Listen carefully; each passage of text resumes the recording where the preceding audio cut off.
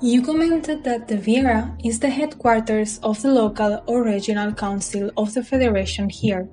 Does that mean it would be like the Terrestrial Council, the ones that officially represent humans? Yes, that's exactly their role here, and they do not stand out for being useful. This is exactly our point and problem. And who supervises or represents them? Supposedly the Federation of Saturn, which are impossible to find. And who supervises those from Saturn? Supposedly another Federation Council from a group of stars in this sector of the galaxy, even harder to find. I emphasize that I am not talking about the Federation in higher densities, progressively. I'm talking about people in the same density as those of the Viera. I'm only talking about politicians with more power, not densities.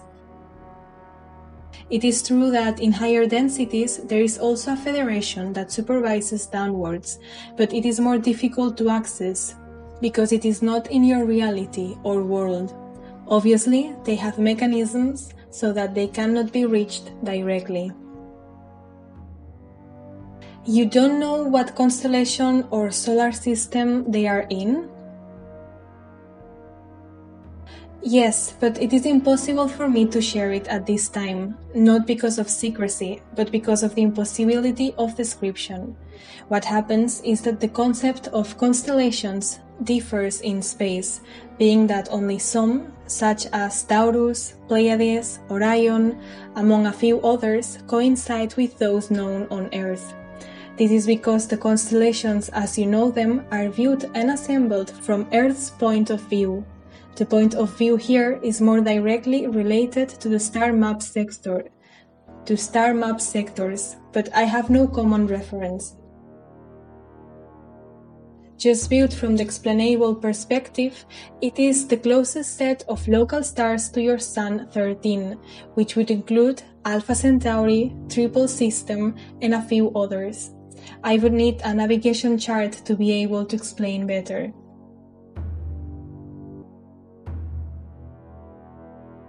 Why are those of Saturn impossible to find? Because nobody knows who they are or where they are. They only give orders from their place above, and there is no one to go to see or who to write to. This happens not only to us, but also to the rest of the races here in our neighborhood, such as those of the Viera. Have you tried going to Saturn in person? Yes, and nobody knows anything. It is a huge traffic zone with large biosphere ships of many races. These are called many times on Earth as the Alliance of the Sphere or Sphere Alliance. Going to Saturn is like going to Los Angeles in California. Good luck finding someone who doesn't want to be found there. And the fact that you cannot go to see or speak to them directly, wouldn't it be a negative aspect of this structure? Undoubtedly. This is the point at which it can most openly be seen that the system is broken. It becomes pyramidal and not holographic. Too bad then. And the Sphere Alliance? What role does it play in all this? It's more federation. Let's say that the Sphere Alliance is a group like the Council of Andromeda or the Council of Alcyone, officially independent, however, they form the Federation as well. The Federation then being such a large body that it collapses under its own weight. That is its problem. It has become worse than gigantic and therefore unmanageable and useless. And do you know which races are on Saturn? The same as here, the more known. Dominated by Andromedans, Arcturians, and Sirians, although I clarify that not Pleiadians. It seems incredible to me that the Federation of Saturn hides or camouflages itself among the other races present there. Only that fact would have to remove them from their position. What kind of representation can someone do who you can't reach to? Yes, however, note that to remove them from their position, you must first know who they are, and that is what they avoid with anonymity. Another point that stands out here is that it is the same structure of the super elite of Earth, dark government, that only works with puppets of many levels, but you can never see who has real power, since Soros, Gates, Rockefeller, Rothschilds, and others are only fronts for characters behind with more power. Here it is the same with the Federation, exactly the same. This is why we insist that it is a reflection of what happens on Earth. Only orders with validation codes arrive.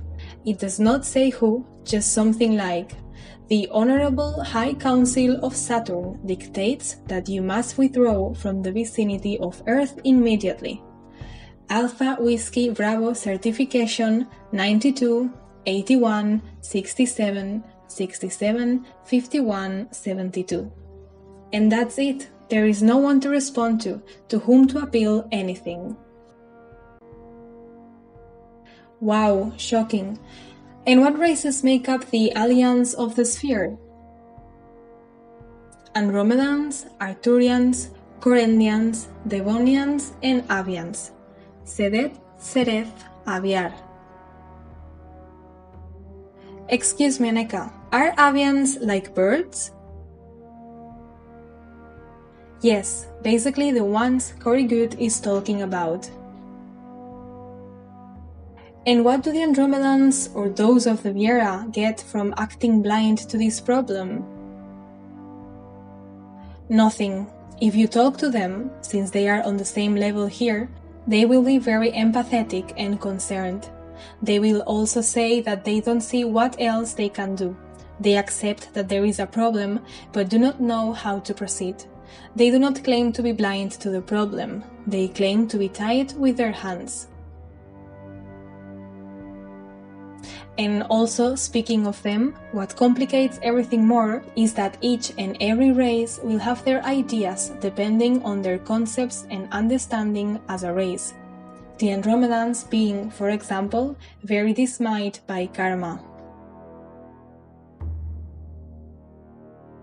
So, what is the problem according to them exactly? Because I think they are tying their own hands. If you really want to solve a problem but have no one to deal with, then have them come to you. Begin to act differently with Earth, so that those of Saturn have to come out of the shadows if they really want to intervene. The problem is that, according to them, are humans the ones who should solve it, and not them? The problem is that Yasky agrees with this, but not as in humans must, as a duty imposed by authority, but according to Yasky. The problem can only be solved from the human level, from within the Earth as human beings, and not from outside. She says it's the only way. It is not because other races do not want to do anything, but that they cannot do anything and only humans can. I understand what Yasky says, but we are seeing that the problem is also outside. The problem is everywhere. And the base of Saturn, where is it located? On the planet or on the moons? Or is it the position also unknown? It was 5D low density, right? We believe it is among the countless bases in the entire area. They are not in Saturn itself, but the bases are on the moons, such as Mimas, Titan, Enceladus, Dione, Tethys, and in the same rings mainly. That's why they like Saturn so much. Plus, countless ships of all sizes in Saturnian orbit all the time. And what are the bases like? What structures do they have? The bases are mostly 90% underground. They are tunneled. They used asteroids and large rocks in the rings and hollowed them out, leaving the outer shield structure. As for large bases on moons, they are also mostly underground, with entrances in craters and on mountain slopes. As for surface installations, spider-like structures dominate, with a dome in the center and tubes that exit in different directions and enter underground.